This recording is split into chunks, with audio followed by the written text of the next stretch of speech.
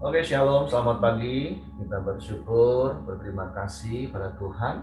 Pagi hari ini kita boleh bangun lagi dengan tubuh yang diberkati, dengan kekuatan kesehatan yang baru yang datang daripada Tuhan. Dan kita boleh sama-sama datang menghampiri tahta kasih karunia Tuhan. Kita bersyukur, kita menyembah Tuhan, kita memuji Tuhan, memuliakan Tuhan. Biarlah sepanjang hari ini mulut kita penuh dengan pujian kepada Tuhan, karena hati kita melimpah dengan ucapan syukur kepada Tuhan. Bapa, kami bersyukur, kami berterima kasih kepadamu pagi hari ini. Terima kasih buat pemeliharaan, penjagaan, penyertaan, dan perlindunganmu sepanjang malam dalam tidur kami. Sehingga kami boleh tidur nyenyak, dan pagi hari ini kami boleh bangun dengan tubuh yang diberkati, dengan kekuatan kesehatan yang baru yang datangnya daripadamu sendiri. Kami bersyukur, kami berterima kasih karena Engkau baik, Engkau sungguh baik, Engkau sangat baik, Engkau selalu baik, dan selamanya Engkau baik bagi kami. Engkaulah pengharapan kami, Engkaulah perlindungan kami. Sebab itu hati kami limpah dengan ucapan syukur. Mulut kami penuh dengan pujian kepadamu. Sungguh Engkau Allah yang layak dipuji. Engkau Allah yang layak disembah. Engkau layak ditinggikan untuk selama-lamanya. Terima kasih Tuhan.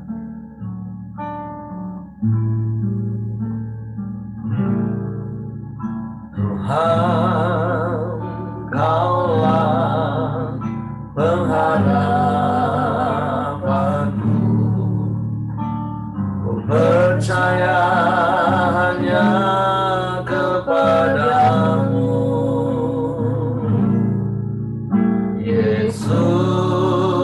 Kaulah perlindunganku, Engkau yang selalu ku puji. Tuhan, Kaulah pengharapan. Tuhan, Kaulah pengharapanku. Ku percaya hanya kepadamu, Yesus. Kaulah perlindunganku, Engkau yang selalu ku puji. Amin.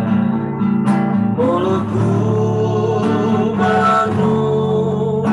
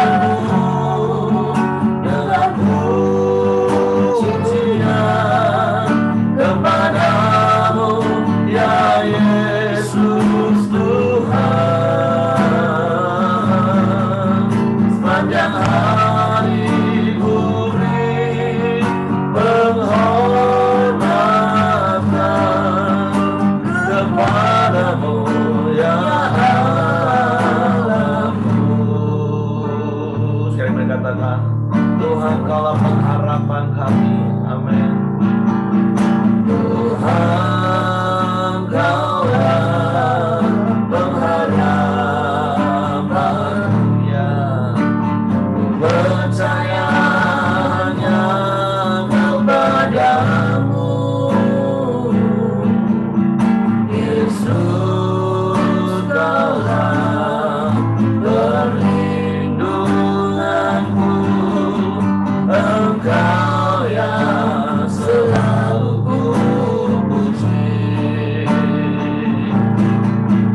Mulutku penuh dengan pujian kepadamu, ya Yesus Tuhan. Sepanjang hari ku beri penghormatan kepadamu, ya Allahku. Mulutku penuh dengan pujian, mulutku penuh dengan pujian kepadamu, ya Yesus Tuhan. Sepanjang hari ku beri penghormatan kepadamu, ya Allahku. Mulut kami penuh dengan pujian, mulutku penuh dengan pujian kepadamu, ya Yesus Tuhan. Sepanjang hari ku beri penghormatan kepadamu, ya Allahku.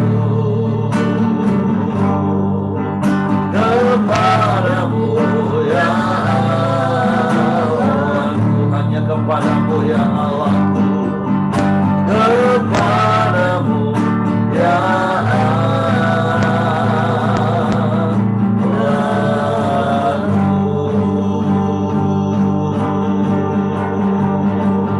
Haleluya, haleluya.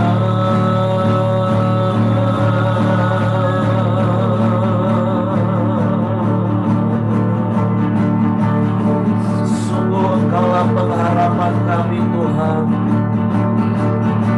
Engkaulah perlindungan yang teguh. Tiada yang sepertimu.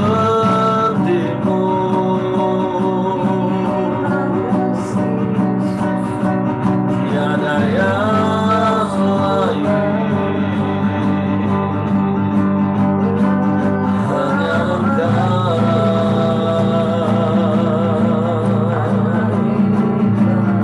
Kami bersyukur.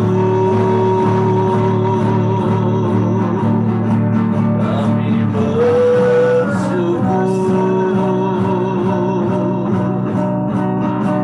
Kami sembah Engkau. Kami sembah Engkau.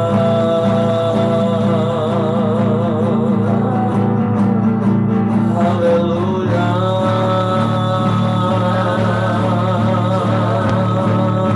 Haleluya. Engkaulah satu-satunya yang kami andalkan. Hanya kepadamu hati kami percaya. Hanya kepadamu mata kami tertuju, memandang wajah-Mu, menanti-nantikan-Mu. Sebab hanya Engkau yang setia. Kami bersyukur. Kami bersyukur.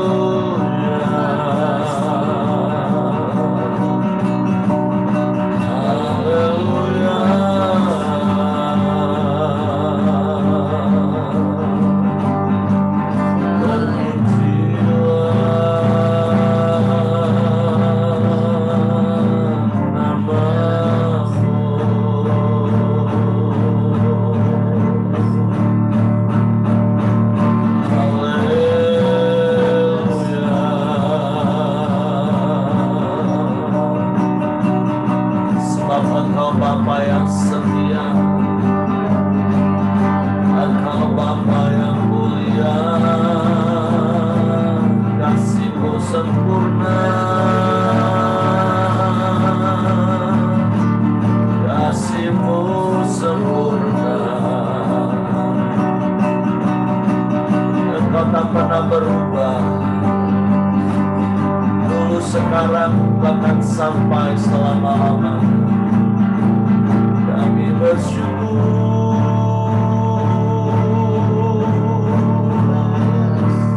Kami bersyukur.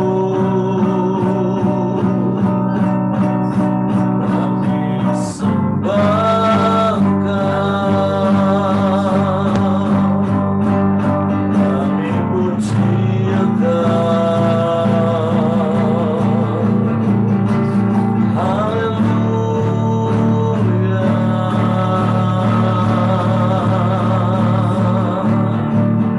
Haleluya.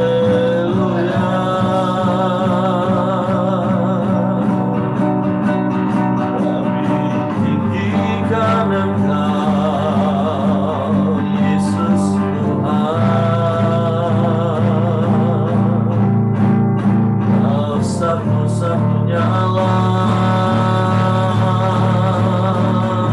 tiada yang lain, tiada yang sama. Kami sembah,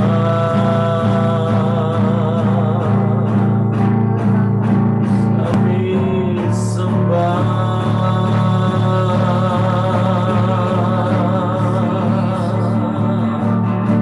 kami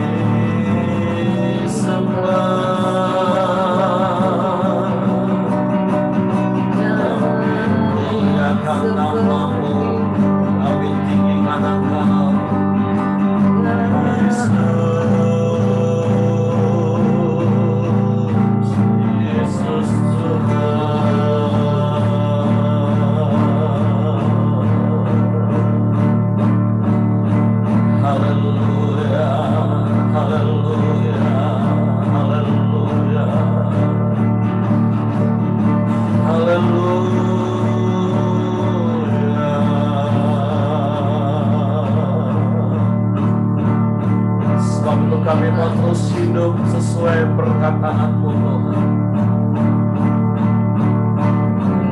Kami mau hidup seturut dengan kehendak-Mu. Kami mau hidup berpadangan dengan firman-Mu, Tuhan. Sebab firman-Mu ya dan amin. Sebab firman-Mu itu adalah diri-Mu sendiri, Tuhan.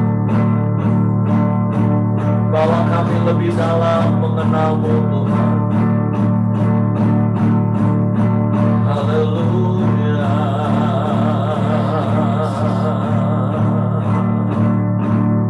Terpujilah nama-Mu, terpujilah nama-Mu.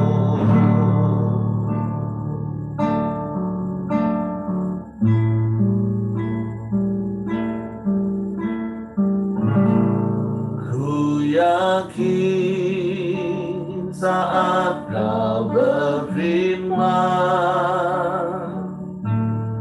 ku menang saat Kau bertindak. Hidupku hanya ditentukan oleh perkataan-Mu.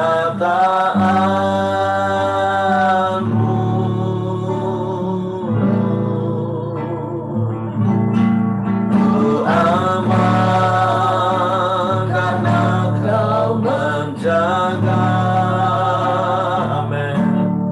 Ku kuat karena Kau menopang.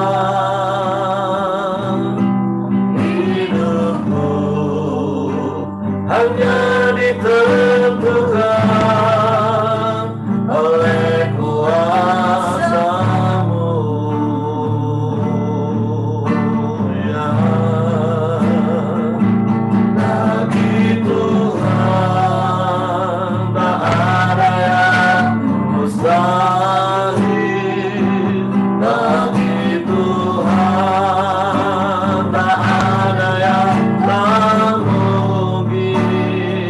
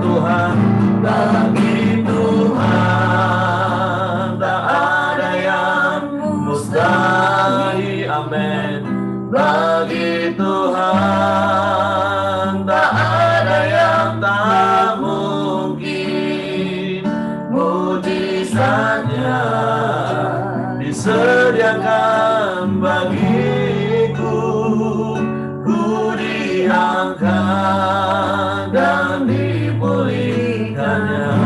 Bagi Tuhan tak ada yang mustahil. Amin, haleluya. Bagi Tuhan tak ada yang tak mungkin.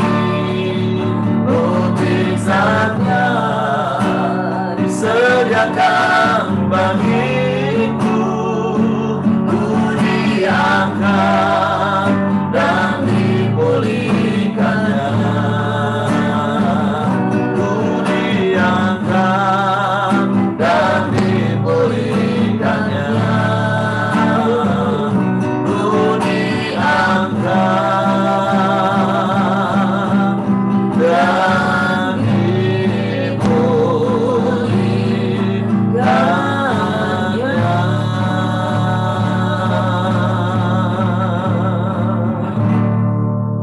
sungguh hanya perkataan-perkataan firman-Mu yang meneguhkan hati kami. Sungguh hanya Engkau yang berperang ganti kami dan memberikan kemenangan bagi kami. Bahkan Engkau yang setia menopang hidup kami sampai pagi hari ini. Dan kami percaya sampai selama-lamanya. Sebab Engkau yang berfirman, sampai masa tua kami, sampai masa putih rambut kami, Engkau tetap menopang kami. Engkau Allah yang tidak pernah berubah, dulu, sekarang, bahkan sampai selama-lamanya. Dan di dalam Engkau kami aman, Tuhan. Sebab Engkaulah Allah penjaga kami, yang tidak pernah terlelap, yang tidak pernah tertidur. Engkau mengamat-amati kami, memperhatikan kami, bahkan mengindahkan kami. Suatu hati kami limpah dengan ucapan syukur kepadamu pagi hari ini. Dan kami mau terus berkata, Engkau baik, Tuhan. Engkau sungguh baik. Engkau sangat baik. Engkau selalu baik. Selamanya Engkau baik bagi kami. Sungguh cukuplah kasih karunia-Mu dalam hidup kami. Kami nikmati hari lepas hari, minggu lepas minggu, bulan lepas bulan, bahkan tahun lepas tahun. Dan kami boleh ada sebagaimana kami ada pagi hari ini. Sebab itu hanya ke dalam tangan kasih karunia-Mu lah kami serahkan hidup kami. Karena sungguh kami aman bersama-Mu, Tuhan. Dan biarlah setiap perkataan-perkataan firman-Mu meneguhkan hati kami. Sebab itu pagi hari ini kami siapkan lagi hati kami, telinga kami untuk dengar firman. Roh Kudus, tolong kami untuk mengerti firman-Mu. Tolong kami untuk memahami firman-Mu. Sehingga kami percayakan firman-Mu dan kami melakukannya. Kami bersyukur, kami berterima kasih. Kami sambut firman-Mu dalam nama Yesus. Haleluya, haleluya, haleluya. Amin. Oke, silakan Hengki. Oke, terima kasih buat pagi hari ini semuanya. Pagi hari ini renungan kita di Yohanes 4 ayat 46 sampai 54 dan saya bacakan. Perikopnya, Yesus menyembuhkan anak pegawai istana. Maka Yesus kembali lagi ke Kana di Galilea, di mana ia membuat air menjadi anggur. Dan di Kapernaum ada seorang pegawai istana, anaknya sedang sakit. Ketika ia mendengar bahwa Yesus telah datang dari Yudea ke Galilea, pergilah ia kepadanya lalu meminta supaya ia datang menyembuhkan anaknya, sebab anaknya itu hampir mati. Maka kata Yesus kepadanya, "Jika kamu tidak melihat tanda dan mukjizat, kamu tidak percaya." Pegawai istana itu berkata kepadanya, "Tuhan, datanglah sebelum anakku mati." Kata Yesus kepadanya, "Pergilah, anakmu hidup." Orang itu percaya akan perkataan yang dikatakan Yesus kepadanya, lalu pergi. Ketika ia masih di tengah jalan, hamba-hambanya telah datang kepadanya dengan kabar bahwa anaknya hidup. Ia bertanya kepada mereka, "Pukul berapa anak itu mulai sembuh?" Jawab mereka, "Kemarin siang pukul 1 demamnya hilang." Maka teringatlah ayat itu, bahwa pada saat itulah Yesus berkata kepadanya, "Anakmu hidup." Lalu ia pun percaya, ia dan seluruh keluarganya. Dan itulah tanda kedua yang dibuat Yesus ketika ia pulang dari Yudea ke Galilea. Melalui perikop pagi hari ini, yang saya dapatkan adalah 3 poin. Pertama, yaitu datanglah kepada Tuhan. Saya percaya di mana pegawai istana ini sudah banyak kemana-mana untuk menyembuhkan anaknya. Pada saat dia mendengar Yesus yang pernah mengadakan mukjizat, yaitu menjadikan air menjadi anggur, maka dia datang kepada Tuhan. Itu seperti kita di pagi hari yang datang kepada Tuhan, menyembah, memuji, bahkan mendengarkan kebenaran firman Tuhan. Yaitu kita datang, kita sateduh kepada Tuhan untuk memulai hari kita di hadapan Tuhan. Biarlah sepanjang hari ini kita percaya Tuhan yang menuntun langkah-langkah kita. Kita berserah kepada Tuhan. Jadi poin yang pertama yang saya dapatkan itu datanglah kepada Tuhan. Poin yang kedua yang saya dapatkan di pagi hari ini yaitu memiliki iman percaya. Yaitu kata Yesus yang di ayat 48, maka kata Yesus kepadanya, "Jika kamu tidak melihat tanda dan mukjizat, kamu tidak percaya." Yaitu pagi hari ini saya mengingatkan kita untuk memiliki iman percaya, baik melalui kebenaran firman Tuhan yang kita baca, ataupun melalui tanda dan mukjizat yang seperti Tuhan Yesus katakan. Bagaimana kita bisa memiliki iman yang percaya, sedangkan kita tidak pernah mendapat mukjizat yang daripada Tuhan. Jadi pagi hari ini saya mau ingatkan, kita harus melibatkan Tuhan supaya kita bisa melihat mukjizat yang Tuhan berikan kepada kita. Yaitu melalui pengalaman pribadi. Jadi di mana pada saat kita kalau ada masalah, ada sakit penyakit atau apa, mari kita datang kepada Tuhan. Secara pribadi kita berdoa, kita meminta kepada Tuhan, dan kita akan melihat kalau ada kuasa yang Tuhan berikan, ada kesembuhan yang Tuhan berikan. Kalau kita tidak ada pengalaman pribadi dengan Tuhan, bagaimana kita akan melihat mukjizat Tuhan? Saya pernah pas pagi hari kami berdua suami istri lagi berdoa, kami teringat ada tetangga kami yang sakit cukup parah. Lalu kami sungguh-sungguh berdoa sampai meneteskan air mata. Tapi kami melihat mukjizatnya. Sampai saat ini orang itu sembuh gitu loh. Bahkan sebelumnya orang itu dinyatakan sakit kanker yang cukup parah gitu loh. Nah, pada kami saat kami sungguh-sungguh kami berdoa, kami meneteskan air mata, kami meminta kesembuhan dari Tuhan. Ternyata orang itu sembuh. Itu menjadi suatu pengalaman pribadi buat saya dan istri melihat mukjizat Tuhan.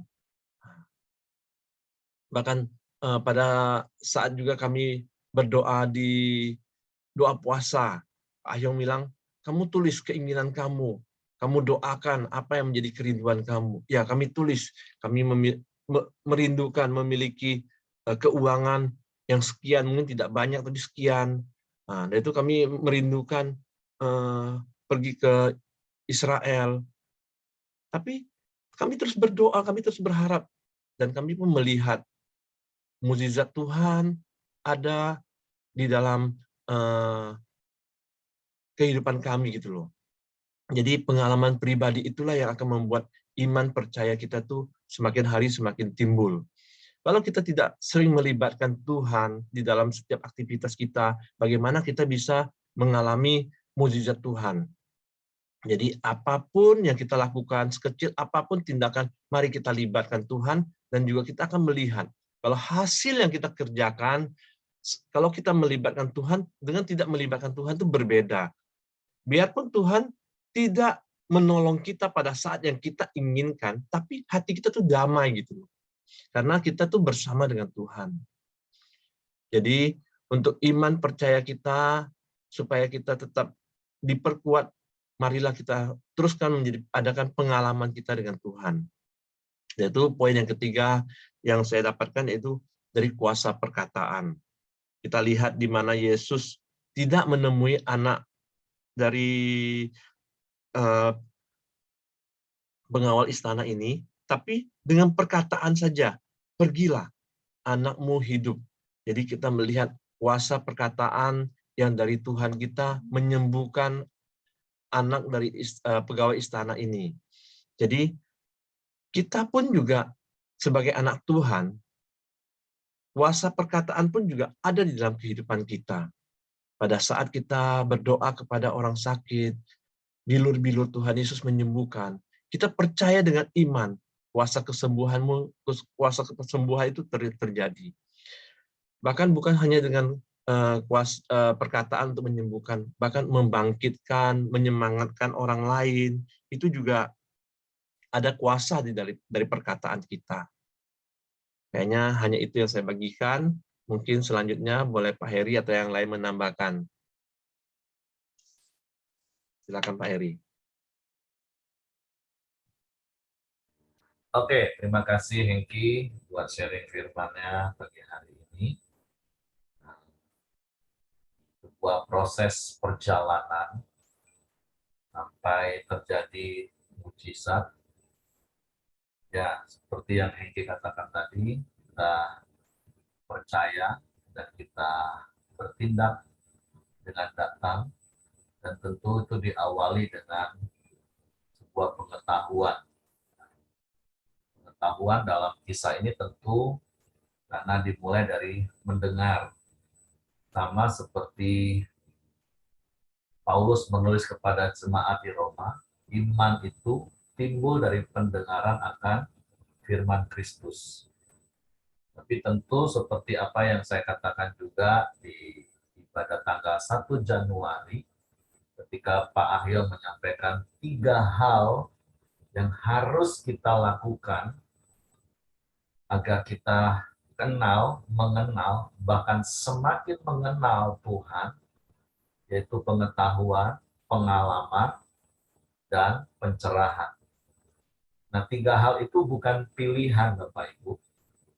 3 hal itu, ya 3 hal yang memang harus bebarengan kita lakukan, terus-menerus sepanjang umur hidup kita. Kalau bicara soal pengetahuan tentang siapa itu Tuhan, apa yang Tuhan bisa lakukan, tentu saya percaya karena kita orang Kristen rata-rata sudah puluhan tahun, mungkin beberapa di antara kita saja, seperti Ama Alien, Jelita, Ko Andri, mungkin ada Ceyuna, teman-teman DR Hitam, yang mungkin baru 1-2 tahun terakhir ini. Nah, tapi kan sekali lagi untuk mengenal Allah nggak cukup hanya pengetahuan. Harus ada pengalaman. Sama seperti pegawai istana ini. Dia punya pengetahuan dan firman Tuhan mencatat apa yang dialami kemudian itu adalah mujizat yang kedua.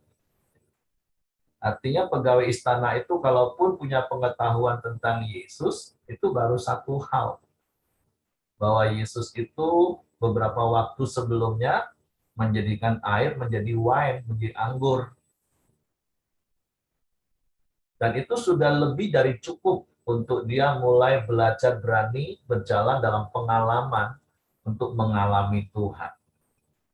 Bahkan ketika dia sudah bertemu dengan Yesus, dan seakan-akan sepertinya Yesus menolak dia, tapi itu tidak menggoyahkan keyakinannya, rasa percayanya bahwa Yesus pasti akan menolong dia. Dan ketika Yesus mengucapkan satu perkataan, pulanglah, anakmu sembuh, dia pun berjalan pulang. Dia di fase mengalami, belajar dalam pengalaman. Walaupun itu baru pengalaman pertama dia. Tapi karena dia punya pengetahuan, dan itu membuat dia mempunyai rasa percaya, dan dia mau belajar dalam pengalaman, sehingga dia berjalan pulang, dan anaknya sembuh. Nah, pertanyaannya bagi kita, perenungan bagi kita adalah, sudah berapa banyak pengetahuan kita tentang Yesus itu sendiri? Sudah berapa banyak pengetahuan kita tentang Tuhan, dan dari sekian banyak pengetahuan tentang Tuhan, berapa banyak di antaranya yang sudah kita jadikan pengalaman hidup kita?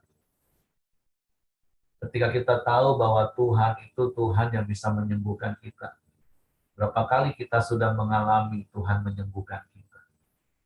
Ketika kita punya pengetahuan bahwa Allah itu Allah Yehova Jireh, Allah yang bisa menyediakan. Dan sudah berapa banyak kali kita mengalami ketika kita ada dalam kondisi kekurangan, terus kita percaya bahwa Tuhan bisa mencukupkan, dan kita bertindak sehingga kita menikmati kelimpahan. Ketika kita punya pengetahuan bahwa Tuhan itu adalah penolong yang setia, yang tidak pernah terlambat. Berapa banyak pengalaman Bapak Ibu melangkah dengan iman, mempercayai bahwa pertolongan Tuhan itu tidak pernah terlambat, dan pada akhirnya Bapak Ibu mengalami pertolongan Tuhan. Dan itu yang terus meneguhkan kita sampai hari ini. Kalau pegawai istana ini baru satu saja pengetahuan tentang Tuhan, dan dia sudah bertindak. Nah, harusnya iman kita, level iman kita hari ini, itu sudah jauh di atas pegawai istana. Karena sekali lagi saya percaya Bapak Ibu sudah punya banyak pengetahuan tentang Yesus, karena Bapak Ibu baca firman, dengar firman, renungkan firman. Dan saya juga percaya Bapak Ibu juga sudah punya pengalaman iman bersama dengan Tuhan. Dan itu yang membuat Bapak Ibu semakin mengenal Tuhan. Jadi seperti fokus tahun ini, kita mau terus bertumbuh di dalam pengenalan kita akan Tuhan. Dan gimana caranya? Ya terus perbanyak pengetahuan tentang Tuhan. Seperti hari Minggu yang lalu saya sampaikan, kita nggak boleh berhenti mengenal Tuhan itu hanya satu sisi. Ketika kita menjadi orang percaya, dan kita tahu, oh Yesus itu juru selamat. Nggak boleh stop di situ Bapak Ibu. Kita harus terus-menerus bertumbuh. Sama seperti kalau ilustrasi yang sering saya katakan soal kalau lapar, terus otomatis kita akan makan. Kita percaya, oh orang lapar harus makan. Dalam satu sisi itu saja kita akan terus bertumbuh pengenalan kita tentang makan. Kalau awal-awal, mungkin yang kita tahu pokoknya kalau lapar makan. Makan apa saja, makan sampai kenyang. Makan sebanyak-banyaknya supaya nggak kelaparan lagi. Ya, kalau di awal-awal, ya mungkin oke. Tapi kan dengan berjalannya waktu, pengenalan kita dalam tanda kutip soal makan akan bertumbuh. Pengetahuan kita soal makan akan bertumbuh, Bapak Ibu. Contoh yang saya pernah katakan, kalau dulu asal lapar, pokoknya makan. Tengah malam lapar, ya makan. Tapi dengan berjalannya waktu ada pengetahuan, oh nggak malam kalau lapar ya jangan makan, itu nggak sehat. Nah, itu saya praktekkan. Bahkan ada yang lebih meningkat lagi, maaf saya boleh sebut, contoh Ferdian mungkin. Setelah berjalannya waktu dia dapat sebuah pencerahan, sehingga dia memutuskan untuk makan sesuai dengan firman, biji-bijian, vegan. Nah itu kan tentu dapat sebuah pencerahan, dapat sebuah pengetahuan, dan dia mau jalani pengalaman itu. Dan itu memang benar, itu sehat. Nah artinya soal makan saja Bapak Ibu, kita harus bertumbuh dalam pengenalan makan yang sehat itu seperti apa. Karena kan balik-balik dalam hidup ini kan ada prinsip yang benar. Makan untuk hidup. bukan hidup untuk makan. Tapi kalau di awal-awal it's okay sih. Karena dari kecil kita tahu begitu lapar dikasih makan, begitu lapar kasih makan sampai kenyang. Makanya itulah yang kita tahu. Oh kalau lapar makan, oh makan semua dimakan, apa saja dimakan. Nah, tapi dengan berjalannya waktu kan dalam hal makan saja kita bertumbuh. Mungkin contoh kalau Pak Simon, saya pinjam kesaksian, kalau dulu mungkin bisnis pokoknya dapat untung.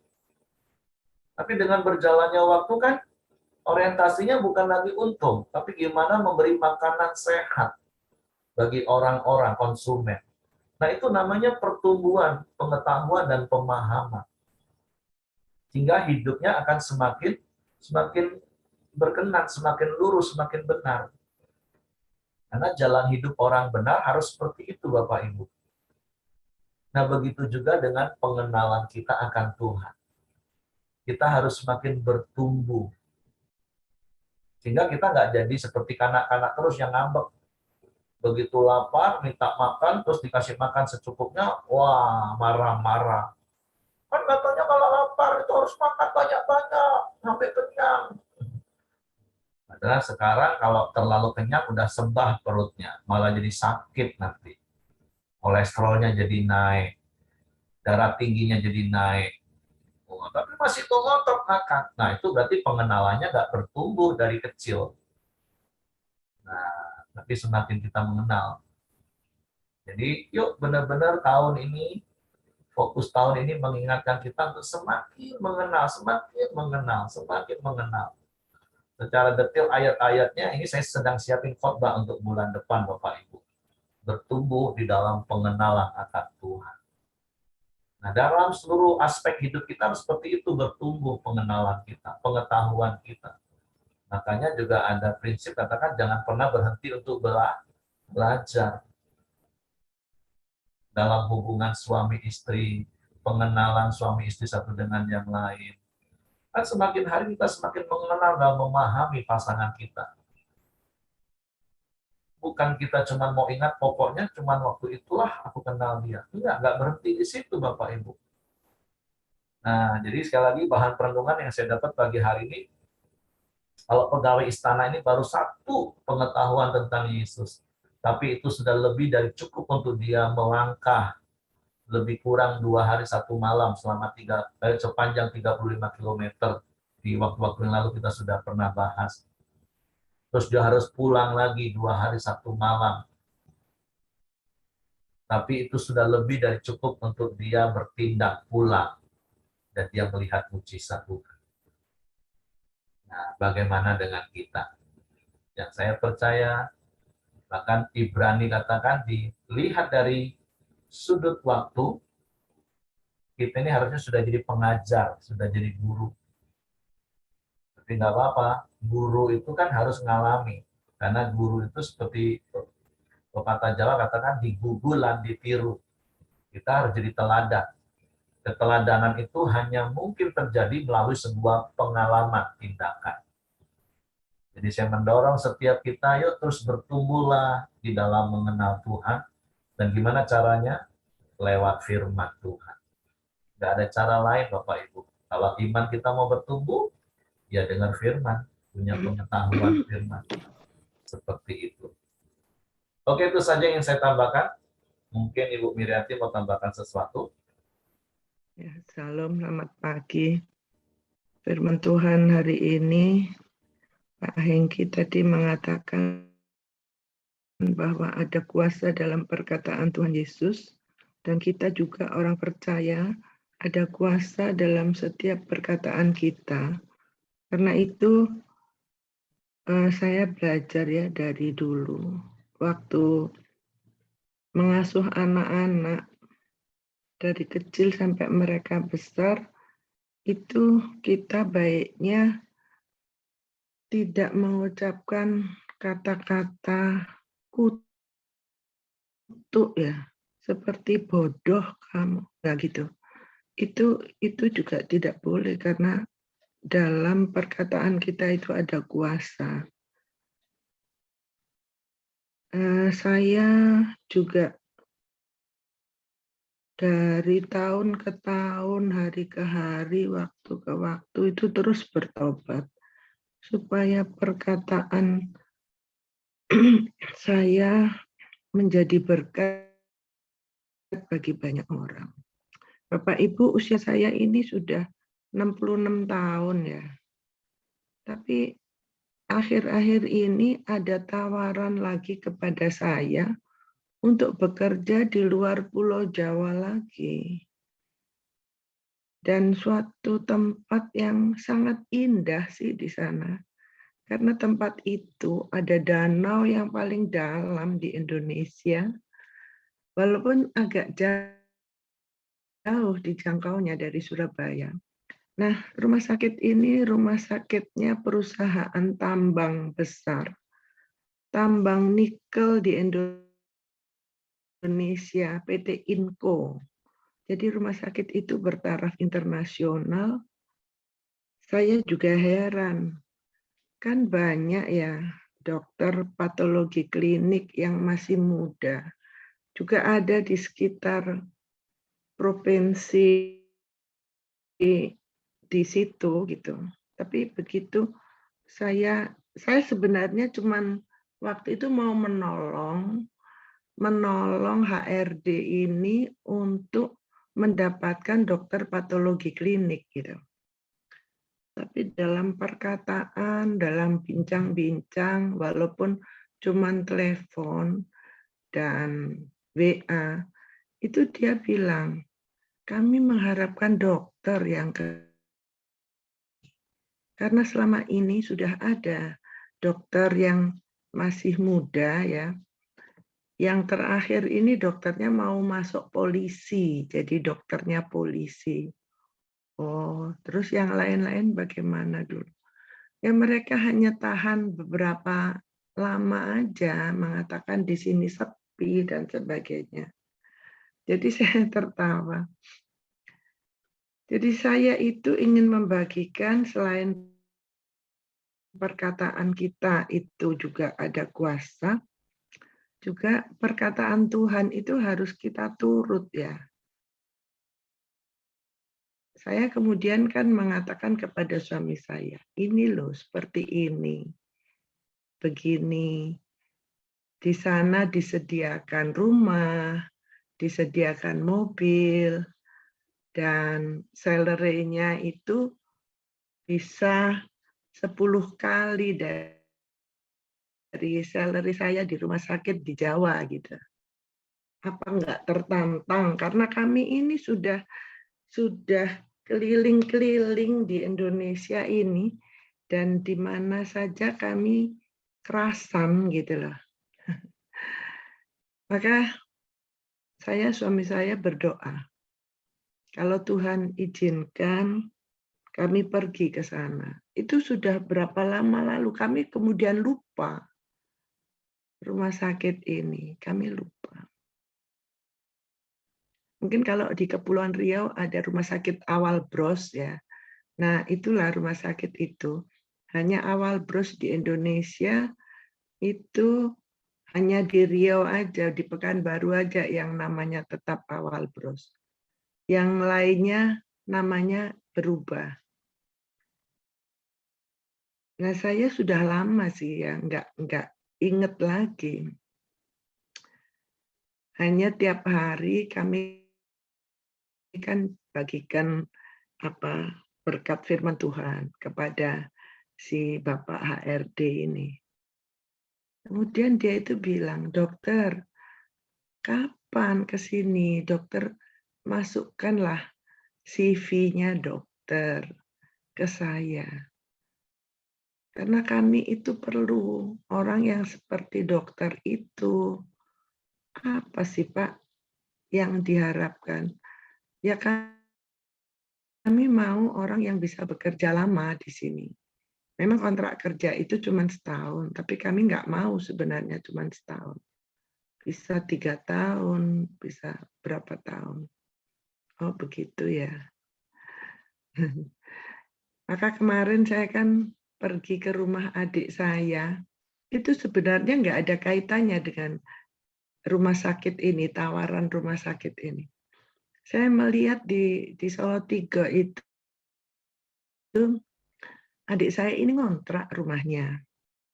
Karena ada rumahnya yang di Sidoarjo mau dijual itu sulit laku gitu. Saya bilang, lah terus kalau kontraknya ini habisnya kapan? Bulan Mei. Nah, saya mau doa lagi sama Tuhan. Apakah match gitu ya? Apakah cocok gitu antara tawaran dari rumah sakit itu, planning saya dengan adik saya. Karena terus terang saya mau minta adik saya itu menempati rumah saya yang di Taman Dayu ini. Dia suami istri, hamba Tuhan, nggak punya anak. Sudah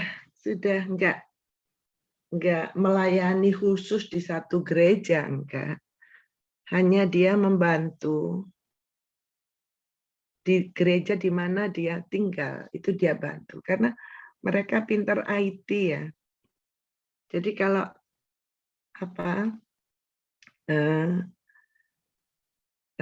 pendetanya itu membagikan renungan pagi, saat teduh pagi, itu pendetanya itu dimintanya untuk khotbah gitu ya, untuk menyampaikan firman itu direkam sendiri, nanti diserahkan ke adik saya. Nah, itu dia bikin sedemikian rupa sehingga menjadi bagus dan seperti film gitu. Dia memang pintar audit video gitu. Sampai kemarin pun saya di sana, saya belajar dari mereka. Bapak Ibu, di sini saya ingin menyampaikan bahwa memang hidup kita itu harus kita serahkan kepada Tuhan sepenuh-penuhnya. Mau dibikin apa saja, kita harus menyerah gitu. Saya sendiri heran, ini usia sudah senja ya, lanjut gitu kan, masih ditawarkan suatu pekerjaan yang ya sebenarnya nggak menantang sih, nggak ada tantangan karena itu profesi saya sih memang gitu. Cuman tempatnya memang di luar Pulau Jawa. Tapi saya kemana saja, saya menganggap memang tanah kelahiran saya itu Indonesia, Indonesia yang luas ini. Jadi saya mau hidup saya itu saya serahkan penuh kepada Tuhan.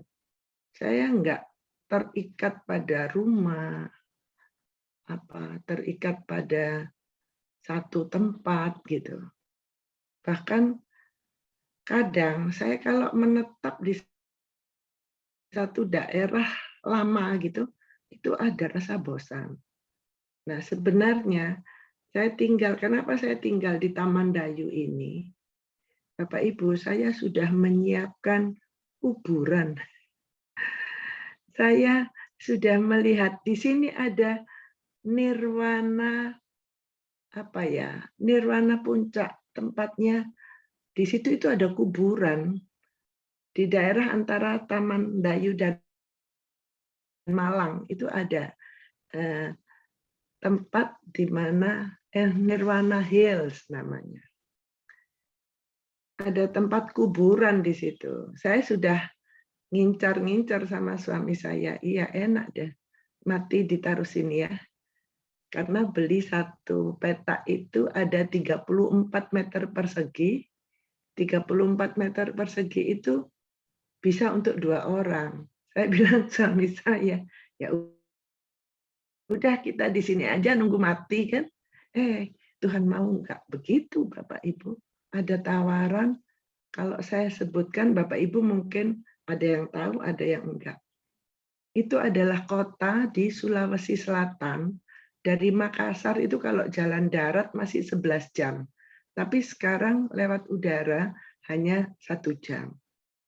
Itu di situ ada danau yang terdalam di Indonesia. Kota itu namanya Sorowako. Pernah dengar ya? Mungkin ada yang pernah dengar. Nah, ada profesor patologi klinik di Surabaya, kami kan ada kumpulan ya, dia bilang gini, aku pernah ke sana 2005, aku jadi konsultan di sana, kotanya bagus, memang sepi sih, tapi bagus. Kalau kita makan di satu resto itu ngadepnya ke danau yang indah itu. Bapak Ibu, jadi saya pikir gini, oh tempatnya indah. Disiapkan Tuhan untuk jalan-jalan lagi saya ini. Nah, penundukan diri kepada Tuhan itu sama dengan kepercayaan kita, percaya tanpa melihat, hanya mendengar suara Tuhan saja, percaya, maka anak pegawai istana itu sembuh. Itulah yang ingin saya lakukan dalam hidup saya. Apapun Tuhan mau dalam hidup saya mau tunduk. Dan suami saya setuju, kami akan berdua nanti bertugas di sana entah berapa tahun, tapi kami jalani ya anggaplah kalau orang bulan madu lah paling banyak 3 bulan ya, kami bulan madu 3 tahun nanti. Itulah Bapak Ibu, jadi penundukan diri kepada kehendak Tuhan itu harus kita lakukan. Itu yang saya dapat hari ini, Pak. Terima kasih, puji Tuhan. Oke, terima kasih. Berkaryalah selama masih muda. 65 masih muda kok. Gak apa-apa. Dan nikmati Amin. saja pengalaman. Karena Amin. salah satu paradigma orang Jawa itu cukup melekat ya. Maunya tetap di Jawa itulah. Tapi nggak apa-apa. Sekali lagi bersyukur buat apa yang Ibu Miranti tambahkan. Yuk kita belajar karena seperti Yesus perkataannya itu berkuasa, perkataan kita juga berkuasa seperti yang kita Ibu Miranti tadi katakan. Dan saya percaya ketika hati kita dipenuhi pengenalan akan Tuhan melalui firman, maka apa yang kita pikirkan itu akan kita katakan. Dan setiap perkataan kita itu adalah perkataan firman, dan perkataan firman itu Yesaya katakan tidak akan pernah kembali dengan sia-sia. Jadi balik-balik, yuk terus bertekun di dalam firman, bangun hidup kita, bertumbuh di dalam pengenalan akan Tuhan melalui koran Deo pagi kita. Kita menerima firman setiap hari, merenungkannya sepanjang hari, dan mempraktekannya sepanjang umur hidup kita. Oke, Tuhan memberkati. Saya serahkan kepada Hengki. Oke, silakan Joni. Oke, kita masuk dalam doa sahabat kita. Bapak, kami bersyukur untuk kebenaran firman-Mu di pagi hari ini, Tuhan. Lewat setiap saat, setiap waktu kami, lewat kebenaran firman-Mu, kami semakin mengenal Engkau, Tuhan. Semakin mengerti apa yang menjadi kehendak-Mu buat hidup kami semua, Tuhan. Biarlah lewat setiap pengalaman kami, Tuhan, kami boleh menyatakan kebesaran dan kuasa-Mu, Tuhan. Lewat setiap kehidupan kami, banyak orang juga boleh mengenal Engkau, Tuhan, dan boleh melihat mujizat dan kuasa-Mu terjadi. Mereka juga boleh mengenal Engkau, Tuhan. Bapak, terima kasih pagi hari ini juga kami berdoa untuk Ben dan saudara kami di Ong, Tuhan. Tuhan, kami percaya dia boleh juga mengenal Engkau, dan semakin hari semakin mengenal Engkau lewat Simon, Tuhan. Dia boleh mengenal Engkau secara pribadi. Hidupnya, Tuhan, boleh jauh dari setiap kekhawatiran dan kegelisahan, Tuhan. Kami percaya mujizat dan kuasa-Mu tetap berlaku dalam kehidupannya, Tuhan. Setiap orang yang mengenal Engkau akan melihat kuasa dan mujizat, Tuhan. Terima kasih Tuhan Yesus, kami serahkan di dalam tangan-Mu. Dan lewat Pak Simon, dia boleh mengenal Engkau, Tuhan.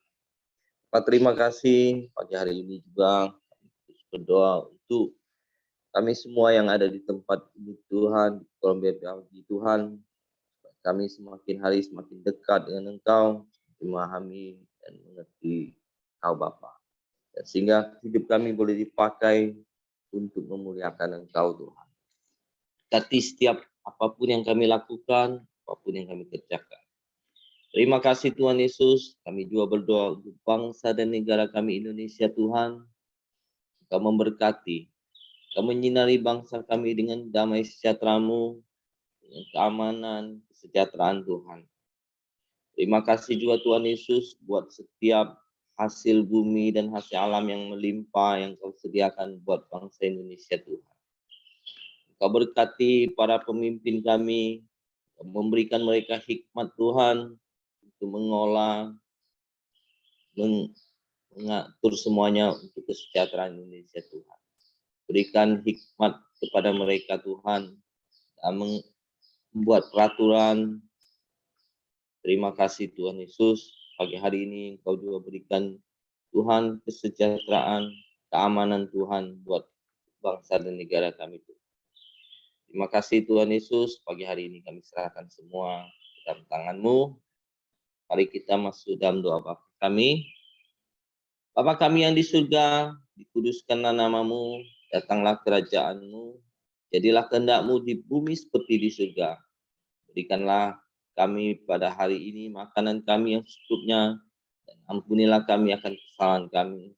Kami juga mengampuni orang yang bersalah kepada kami. Dan janganlah membawa kami ke dalam pencobaan, tapi lepaskan kami daripada yang jahat. Karena Engkaulah yang mempunyai kerajaan dan kuasa dan kemuliaan sampai selama-lamanya. Amin. Pak Simon, silakan tutup dalam doa, Pak.